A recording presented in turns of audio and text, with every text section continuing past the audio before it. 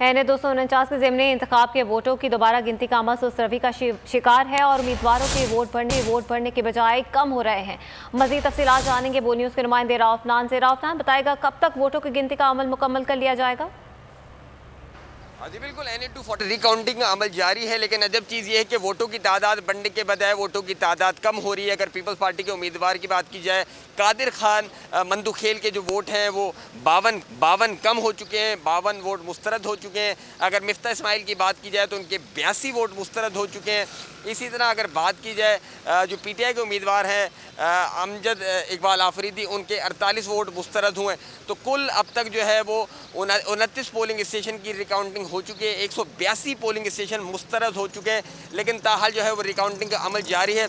जिस सुस्त रवि से ये रिकाउंटिंग की जा रही है, ऐसे लगता है कि ये 1 से 2 रोज़ लगेंगे इस रिकाउंटिंग के अमल मुकम्मल होने में। ये पूरा रिकाउंटिंग प्रोसेस जो है मिफ्ता इस्माइल की दरख्वास्त पर जो है वो इंटरटेन किया जा रहा है। 276 पोलिंग स्टेशन थे जब 29 अप्रैल को इंतखाबात हुए, ज़मीनी इलेक्शन हुए, जब उसकी पोलिंग हुई थी। 76 पोलिंग स्टेशन थे, तो तमाम पोलिंग स्टेशन की दोबारा गिनती की जाएगी और ये अमल जारी अब देखना है कि